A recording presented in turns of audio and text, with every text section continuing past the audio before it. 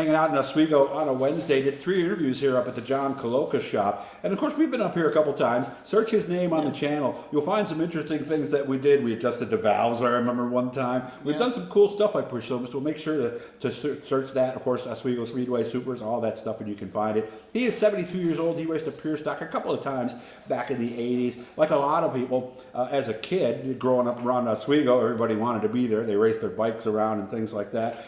Started up with the crew with Mike Muldoon, and he has owned cars now for the last 4 years. Built one of his first car back in 19, actually got it on the track in 20 in a practice situation. His drivers are Russ Wood and Dan Connors Jr. John, how are we doing today? I'm doing good. I feel good, and I love being in my shop. And he's got a birthday coming up. Not 73 yet, so happy birthday. Yeah, we won't tell everybody exactly when that is, but did you ever see yourself, like when you were a kid and when you were with Mike Muldoon and you know, starting to get involved in Oswego, did you see yourself in the position you're in now ever as a car owner? No, it just kind of happened. Mm-hmm. How did it happen?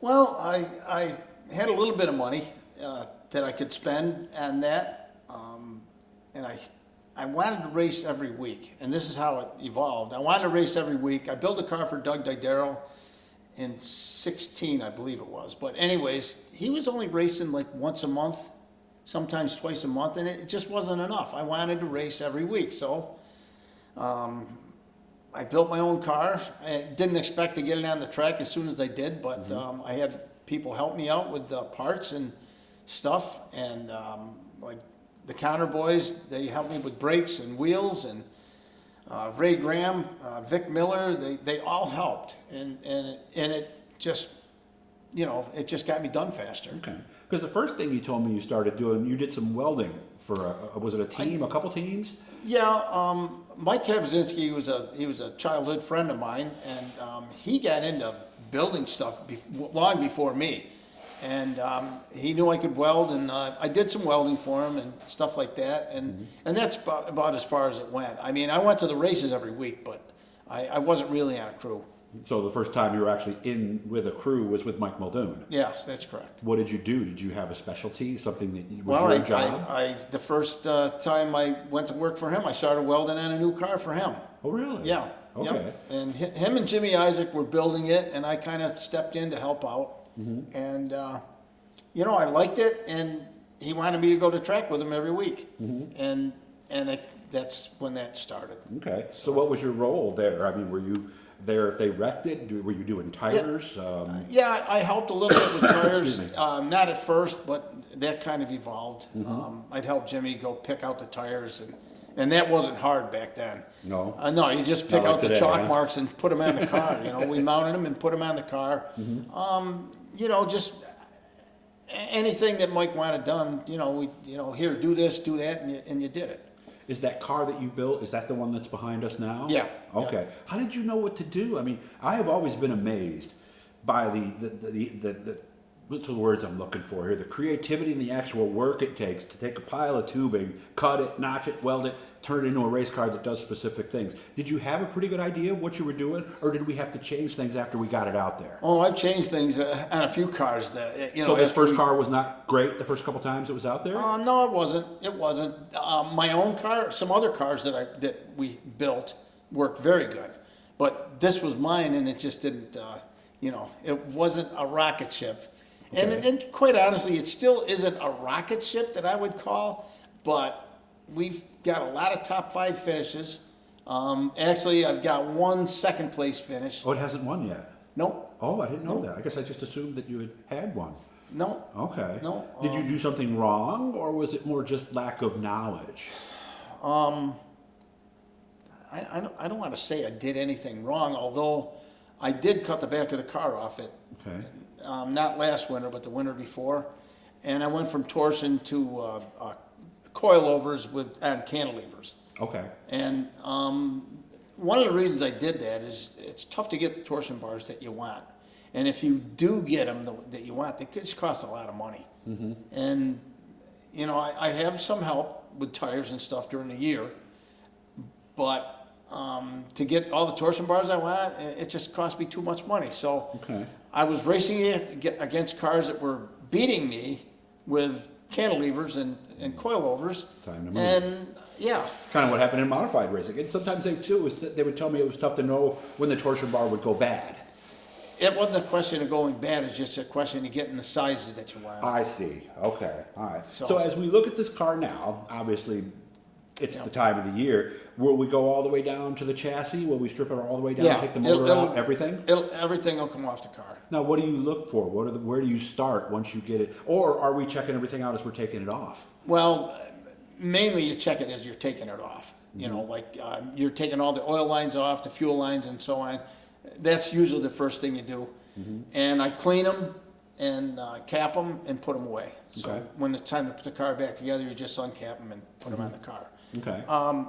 Shocks, you send them out usually and, you know, get them dynoed. If they need something, you know, they're tuned up. Springs are springs. I have a lot of them now. So that's not an issue, but. Do you smash them or no? No. Okay. No. So- okay. I don't know that much about that. Yeah, that's a mystery to me. I've seen people doing it. Well, I think that's kind of a dirt thing. Oh, not so much with this. Okay. No, I don't know anybody that smashes springs other Okay. than the dirt guys. Gotcha. Okay. You know. And obviously, we have to look at every single weld on the car. Yeah, And yeah. obviously, since that's your area of expertise, is that something that you usually find a couple of stress points as you look at it, season to season? I haven't with this yet, but Really? Haven't had to fix a weld? no. You know, the thing is, the car got dinged once this year, Okay. and we raced it full time in 21, 22, 23. Well, excuse me, 21 we raced it sporadically, but in from 22 on we've raced a lot of races with it, but Okay. it's held up pretty good. Okay. And it only got dinged once, and it was just right front A-arms and a wheel or two, and there's really been no frame damages at all. Do you make your A-arms or do you buy those? No, we make those? everything here. Okay. Rear end, obviously, we're going to go right in and take the pumpkin out and all that, and Well, check the axles. And, every year I replace a ring and pinion. okay. We had a problem once, and it was explained to me when you run an 8-inch rear end, you have to change the ring and pinion every year. Every year. Yeah. Okay. So I do. That's one of the maintenance things now. Well, for me. because if that goes, I mean, you don't just lose the ring and pinion. When that goes, you end up like Doug Didero did off of 2 with 3 laps to go in the Classic. He was running second, and the car was pretty good. And he come off of 2, the rear end broke, and it snapped the drive shaft off, and that thing did a lot of damage to that Oh, car. it spun the motor too. Yep, it spun the motor not too bad, but he spun down the back springs. The car was on fire. Oh no. Yeah, and it cost us a good finish. Wow. Did it damage the car itself? Did he end up Yeah. putting anything? Oh yeah, I had to replace some frame parts because of the Wow. drive shaft. They actually put holes in the frame. It hit Really? so hard. They Yeah. hit it that hard. Yeah. Wow. Do you have chips? Can you control that? Like you have a rev chip or something? No, 'Cause I don't, Some but- forms of racing they do for that situation right there. What I've been told about that is those rev limiters don't do anything because by the time something like that happens, the motor's already up. Oh, okay. And it just keeps right on going. So you can't hit the switch fast enough even if you... Even if it's a chip to shut it off. Okay. I got about a minute left at this point.